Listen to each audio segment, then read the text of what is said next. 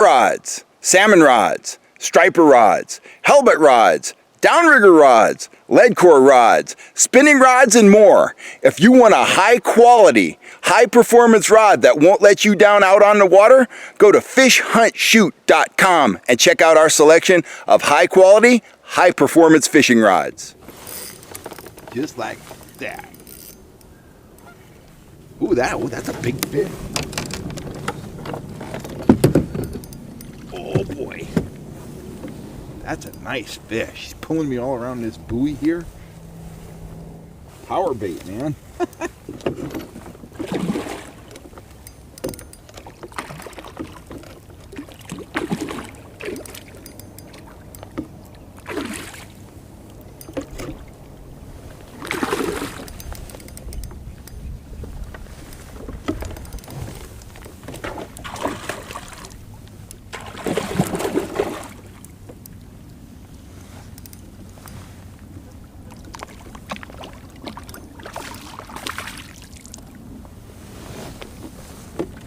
There we go. Whoa, buddy.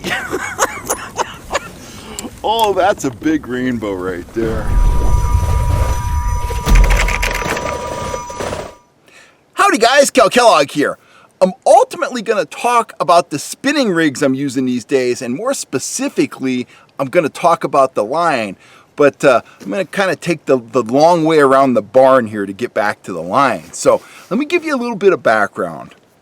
The first set of fishing tackle I ever bought, I bought at the Castro Valley Sportsman Center. It's still there. If you live in the Bay Area, especially if you live in the East Bay, you know where it is. It's at the end of Castro Valley Boulevard. There used to be a Payless there. Used to buy a lot of tackle at Payless. Used to buy a lot of rods and reels and stuff like that at the Castro Valley Sportsman Center. And I actually got my first job in the fishing industry at that Sportsman Center. I used to tie trout flies and sell them through that store. Anyway, I'm a little guy. I don't know how old I am, but I'm young. And I used to get $5 a week allowance, and I do all kinds of chores, mow the grass and fill the wood box and all kinds of stuff like that. So I want some fishing gear, where I'm starting to get into fishing. And again, I'm a little guy. So I go in there, and I still remember, I don't know what model it was. I don't know who made it, but they had these little brown spinning reels. And they were pretty crappy, I'm sure. Even for that time, they were brown. They had a bail. It was just wire. There were none of this kind of action here. It was just where the line went through. It was just a bend in a piece of wire. Okay, so I get this to $4.99. So I can afford this. And my mom had given me a rod. She'd given me the rod she used when she was a little girl, which was a 6-foot white spinning rod. And at some point the eye had come off, and there was this huge gob of sewing thread that she glued into place with clear nail polish. So I got this awesome white fiberglass rod, and the rod's way older than me, and I'm buying this $4.99 reel, and the guy in the store's like, "Do you need line?" Well, yeah, I need line. The line was a penny a yard, and he's like, "What do you want?" And I'm like, I'm a little kid. What do you got? He's like, "Well, I think you need 6-pound test." And he spooled me up with 6-pound stren. Just, basic straight stren mono. And I'm loaded for bear. And I fished with that rod for a long time, and I caught catfish and trout and stuff like that on it. And, I'm living large. I got this rod. I got this $5 spinning reel. And I went on like that for a while, and I bought a few more of those spinning reels, and eventually I got a green spinning rod. Don't know what model that was either, but it was a little bit longer than the white fiberglass one. And I was a happy guy for a long time. My next step up in tackle was I was getting a little more sophisticated. I got a Shimano spinning reel, and this reel was probably like $20. So it was 4 times as expensive as my first generation of reels. And, then I'm more sophisticated. I kind of know what I'm doing. At least I think I know what I'm doing. So, I want to be one of the cool kids. So I'm not using that crappy stren anymore. I moved up to Maxima. Why? I don't know. All the cool kids were using Maxima, and I read about it in magazines. So I started running Maxima. I'd either run the green stuff or the smoke colored stuff. Every once in a while I'd use that mud brown looking stuff. That was it. I was one of the cool kids. I got a Shimano reel, a better rod, and Maxima line. So years go by, and this is a basic approach. I don't have a boat, never been on a boat. I'm fishing with spinning gear. I'm fishing off the bank. I'm catching a bunch of fish, and that's kind of the deal. And pretty soon I start reading a magazine called The Fish Sniffer, which I'm now, part owner of. Crazy how things work. But along about this time, I'm in my late teens, and I'm starting to go on some boats. I'm still armed with spinning gear. I'm still doing 99% of my fishing off the bank. But they start talking about this new stuff. P-line. It's strong and all this kind of stuff. So cool kids are using P-line. Now I'm using P-line. And I roll with P-line right up until the time that I get on the staff of the Fish Sniffer magazine. And at that point, I start mixing, I'm using P-line on all my gear, or I'm using Maxima, or I'm using Trilene big game line. I only use the green stuff at this point, and that's what I use. Trout, 6 or 8 pound test. Delta fishing, 25-pound test. Bottom fishing, 25-pound test. Mooching for salmon, 15-pound test. This is my whole repertoire. That's what it is. That's what I'm using. There's no fluorocarbon yet, and I'm on the staff and catching fish, doing my thing, and I'm using the gear that skippers are using. They're all using 25 or 30-pound test out in the ocean, and that's the way we roll. And you start to hear the buzz from the bass fishing community talking about something called braid. It's all about braid, But charter boat skippers, they're like anti-braid because they used to be anti-Dacron line because it would float and tangle everybody. And, I'm a saltwater guy, do a lot of saltwater fishing. So, I'm kind of anti-braid too. And you start hearing all this hyperbole about braid. It'll crush the spool on your reel. I don't know if that ever happened, but you'd hear that. It'll cut right through your guides. Holy mackerel. Cut through your guides.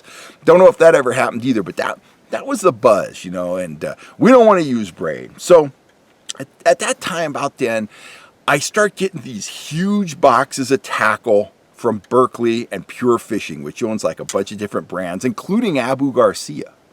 And back then, they would market products by sending writers big, giant boxes of tackle for free. Just stuff they wanted us to use and ultimately write about. And it was actually pretty cheap advertising for them.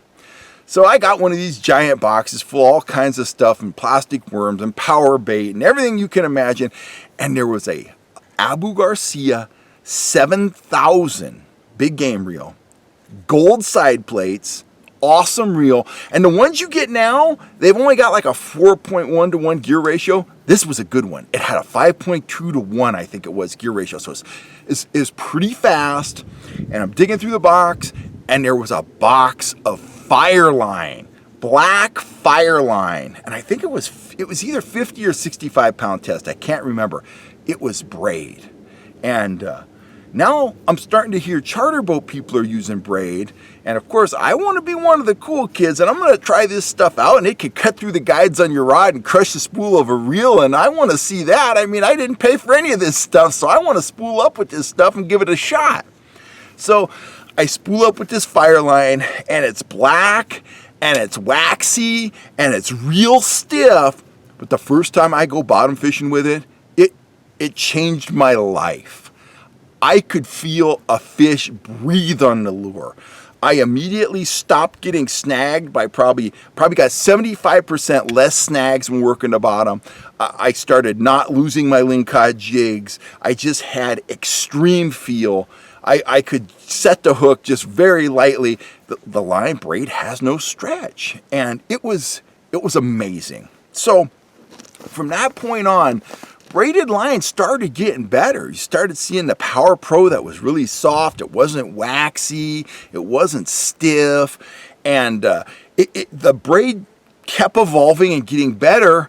And what I saw in my tackle is that the amount of reels I had spooled up with braid, that started expanding too. And I became more and more and more dependent on braid. And now we come back to spinning gear. Forever, I've run either mono or copolymer on my spinning reels, but this year I have made the transition. I don't know why I didn't do it sooner. I was holding out, but I am now spooling my spinning reels, whether I'm fishing for trout or bass or catfish. This is my catfish rod right here, one of my catfish rods. I'm running all braid. Now, if I need, a section of fluorocarbon on there, I'll knot on a fluorocarbon top shot. I'll put on 20, 30 feet of fluorocarbon on top with a double, uni knot. That works. Or in the case of something like this, say I was fishing for trout, I'll take the braid down to a swivel and I'll run a fluorocarbon leader off the swivel. But why am I using braid on my spinning rods? It's just the benefits. There's just a long list of benefits to using braid. One, extreme sensitivity. I love that. Two, it has a very long lifespan, much longer than monofilament. You know me, I fish a lot. If you're running mono and you're fishing the amount I fish, I'm changing my line out every month or two. So that's a factor. It casts farther, at least in my view, and it's easier to manage. You never have braid jump off your spinning reel. You can get a bad tangle in braid, don't get me wrong, but it is much more manageable in a spinning reel. Modern braid is very slick, it's very soft, it's very limp. This reel right here, this small reel, it's a Penn, what is it? It's a Penn 4000, so it's a 40 size spinning reel. I've got it spooled with 30-pound test. It's completely full. I can cast a mile with this rig. Super sensitive, super strong. I could catch a 30 probably pound striper on this right now, man. I've got the power to do that in this little compact package. This is just barely heavier than a trout rod. So there are a ton of advantages to using braid. Another thing I just found, and this is really kind of what tipped the scales in favor of braid. I was up at Shasta not too long ago. You probably remember I was out on a houseboat. I was fishing slip bobbers, and I would cast out a slip bobber, and if I had the wind going, the right way, I could float the bobber way out. I had one rod running a slip bobber with braid, and I had one running a slip bobber with P-line. And I noticed that the one rod with braid, I could float that slip bobber way out there. But the one with the P-line, I couldn't float it out there nearly as far. And I was like, what the heck is going on? And I noticed when I reeled in the braid stayed up near the surface and it allowed that bobber to float out. When I reeled up the one with the P-line, I noticed that the line had become waterlogged, and what I had was a big belly of line that had sunk in the water between the rod tip and the bobber. And at a certain point, the bobber wasn't strong enough. It didn't have enough resistance in the wind to continue to pull line out of the reel, against that big belly that was buried in the water column. So that's when I really decided to make the switch. I've been running braid exclusively on my spinning gear now for over a month, and I got to tell you, I'm not going back. It just outperforms monofilament. It outperforms the copolymer stuff. The only place that I'm really running monofilament anymore is on my trolling rods, my rods that I'm top lining for trout with, or rods that I'm using in a downrigger. And I'm not even sure I'm not going to switch over to braid for those applications too. I've heard a lot of hyperbole about, braid won't stay in a downrigger clip. Well, I'm not sure if that's true. I've never experimented with it myself, but I will be experimenting with it soon. Because, I also used to hear braid would cut through the guides of your fishing rod. I've never seen it happen. It certainly hasn't happened to me. So I think that was a lot of hype, a lot of hyperbole. It might have happened to somebody somewhere, but it doesn't really happen in the real world, at least not in my real world. So, the point of this is, if you haven't tried braid, I would strongly encourage you to try it. Become part of the braided line revolution. Yes, the buy-in on braid, it's much more expensive than mono, but the benefits outweigh the price increase. For one, the line just lasts longer. It's easier to manage, more power, more sensitivity. It allows you to make better presentations. It allows you to fight bigger fish with light gear. It's just the way to go. Get off that horse and get a car. Get off the mono train and get yourself some braid. You're not going to regret it. If you're still a mono or a copolymer guy, just spool up one rod with braid, get your toe in the water, and you're going to be like me. You're going to be like, what the heck? This stuff is amazing, and it's, you know, slowly but surely going to take over all the reels in your fishing arsenal. Anyway, that's my viewpoint. Your mileage may differ. I'm Kel Kellogg. I'm signing off for now. I just wanted to share my thoughts on braid, on spinning gear and other gear and stuff like that. I'm going to get out of your hair. If you're looking for gear, you know where to go. fishhuntshoot.com. I will catch you next time right here on YouTube. I want to thank you guys for all the support, and I got to get going. So you guys have a great day.